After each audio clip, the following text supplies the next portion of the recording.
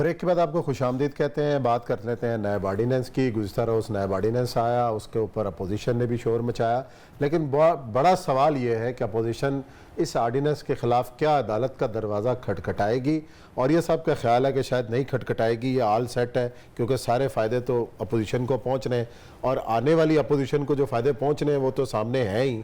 इस अपोजिशन को भी कई फ़ायदे हैं। देखिए, खिड़की जो है ना, खिड़की चूहे को पकड़ने के लिए होती है, उसको ढीला कर दिया गया है। अब चूहा हुकूमत का हो या अपोजिशन का हो, उसने फंसना नहीं है।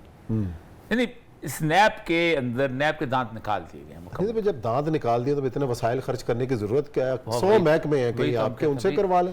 13 महकमे हैं पाकिस्तान के अंदर जो करप्शन के खिलाफ काम करते हैं। 13 महकमे और बड़ी बड़ी स्टेप ये है, एंटी करप्शन पता। अच्छा, अब देखें सूरत हाल क्या है। सबसे पहला जो फायदा है जो कि नैब के पूरे कानून के अंदर नैब के कानून को ख़राब करता था, और वो ये था कि आपकी ट्रायल कोर्ट के अंदर बेल नहीं होती थी।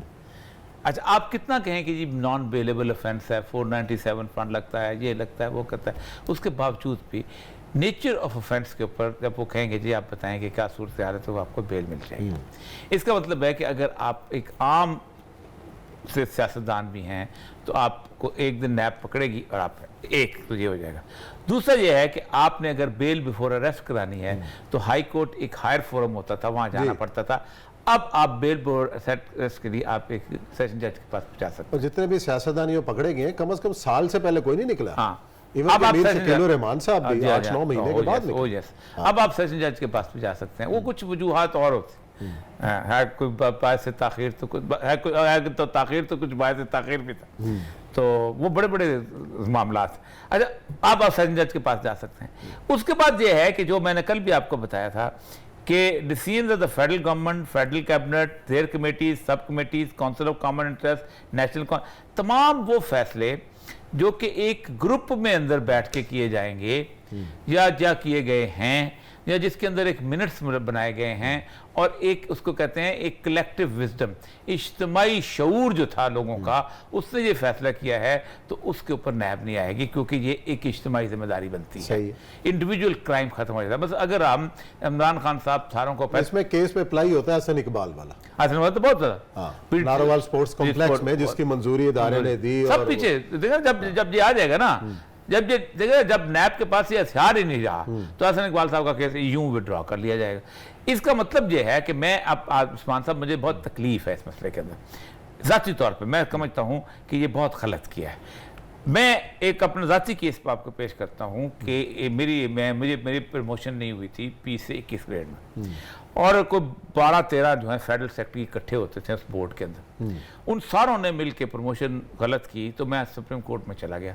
तो सुप्रीम कोर्ट ने मुझे डांटा कि तुमने उसको सेशन जज की अदालत समझा हुआ है। मैंने कहा मैं अपनी प्रमोशन मांगने नहीं आया, लेकिन जिस मुल्क के अंदर 12 लोग इकट्ठे होके तय कर ले कि हमने गलत काम करना है, तो उस मुल्क से आप फिर खुदा हाफिज कह लें। तो अगर ये 12 खान साहब या नवाज शरीफ या जरदारी जो हैं वो कहते हैं कि जी आज हमने ये बिल पास करना है, ये प्रोग्राम पास करना है, या हमने इस प्रोजेक्ट की मंजूरी देनी है, या हमने मेट्रो की मंजूरी देनी है, और सारे वो फैसला करते हैं, तो नैब तो गया निकल। सही, ठीक है। अब कौन फंसेगा? वो ठेकेदार बेचारा।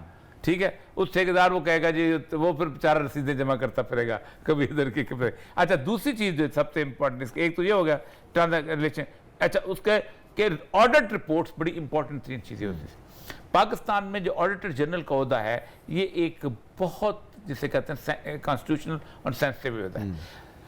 इंटरनेशनल लेवल पे होता यह है कि जो कॉर्पोरेट कल्चर है वो ये करते हैं कि लकूनास को ठीक करवाते हैं। एक इंटरनल ऑडिट होता है। पर पाकिस्तान में गोरे ने एक प्री ऑडिट सिस्टम रखा हुआ था कि चेक इशू होने से पहले एक प्री ऑडिट होना चाहिए। उसके बावजूद भी अगर आपके अंदर कोई खराबियां आती हैं, कुछ आती हैं, तो ऑडिट जो है वो बाकायदा उसकी रिपोर्ट। इस रिपोर्ट के अंदर आप खुद सोचें कि 3-4 कमिटीज काम करती हैं। ये ऑडिट रिपोर्ट्स पेश होती हैं, नंबर 1 डिपार्टमेंटल अकाउंट्स कमेटी में, सही, नंबर 2 उसके बाद पेश होती हैं प्रोविंशियल अकाउंट कमेटी में, फिर उसके बाद पेश होती हैं नेशनल अकाउंट्स कमेटी, जिसके सरबराह नवाज शरीफ। आजकल मैं चर्चा पता नहीं कौन है, अकाउंटेबिलिटी पब्लिक अकाउंट्स कमेटी की।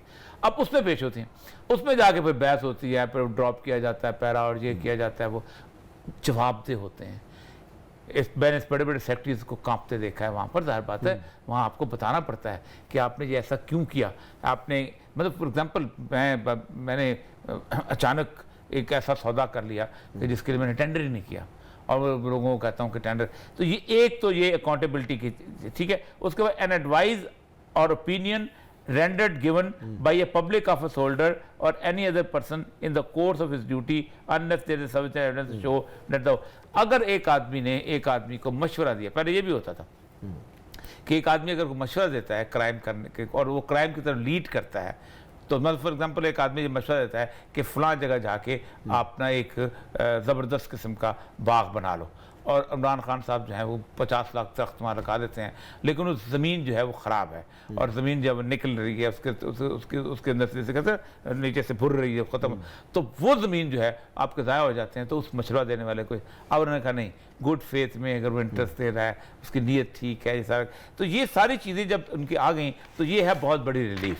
अब उनको लिए जावेद इकबाल आ जाए, कोई भी मोहम्मद जावेद इकबाल आ जाए, नज़ीर अहमद आ जाए या शकील अहमद आ जाए, उनको कोई फ़र्क नहीं पड़ता, उन्हीं का लाया हुआ बंदा था, वही आके बैठा हुआ था। और दूसरी बात यह है कि जावेद इकबाल साहब जो हैं गुज़श्ता एक तवील अरसे से एक और कमीशन के सरबराह भी हैं, वो है एबटाबाद नहीं, लापता अफराद। इसका मतलब यह है कि अगर वो लापता अफराद के कमीशन के सरबराह हैं, तो जो लोग लापता अफराद के कमीशन के सामने पेश होते हैं वो उनकी कारकर्दगी से मुतमईन है, और उनको एक सेटिस्फैक्शन हासिल है, और समझते हैं कि अगर ये यहाँ चलते रहे तो यह बात है लापता अफराद में यही होगा ना, 4 जुलूस ख्वाजा मिसेस ख्वाजा और निकाल लेगी, ये 2 लोग और हम बातें कर लेंगे, आमना जंजुआ निकाल लेगी, तो बहुत सारे वो, तो हम यही रोना पीटना ही है ना, रोना पीटना, और कमीशन जो है वो चलता रहेगा। आप खुद सोचें ना, जिस वक्त इख्तियार चौधरी ने ये इस केस को आप लिया है और जो चैम्बर में उन्होंने बुलाना शुरू किया था ISI के हेड को भी, दूसरों को भी, और फिर उसको चंद दिन के बाद ख़त्म हो गया मसला, तो ज़्यादा नहीं चल सका। वो नेशनल इंटरेस्ट एक ऐसा लफ्ज़ ईजाद हमने कर लिया है, दुनिया पूरी ने ईजाद कर लिया है, और मतलब ये एक रियासत, एक इंस्टीट्यूशन ऐसा है कि ये इंसान की ज़ाती इंडिविजुअलिटी को इस बुरी तरह कुचल देता है कि तब उसी के लिए इंसान की ज़ाती इंडिविजुअल अना को कुचल के तो रियासत की इमारत खड़ी होती है कि रियासत का मफाद जो है इस पर आप चुप कर दो, आप ये ना करो, लॉ एंड ऑर्डर को भी सेक्रीफाइस कर लो, बाकी चीज़ों। तो ये असल मसला ये है कि वो उनको अब अच्छा लगता है। तो मुझे अच्छा, इसका आपका कहने का मतलब ये है कोई अदालत नहीं जाएगा सर, तो आपको कुछ दिन DSNG भेजनी पड़ेगी, रोला पाई जाओ बस तो क्या कहता है अंदर खाई जाओ तो उत्तर रोला पाई जाओ। देखते हैं कौन कौन रोला पांदा है, किस तरह पहनता है। तो प्रोग्राम का वक्त यहाँ ख़त्म हुआ, इंशाल्लाह पीर को नए मौज़ूआत के साथ आपकी खिदमत में हाजिर होंगे। अपना ख्याल रखिएगा, अल्लाह हाफ़िज़।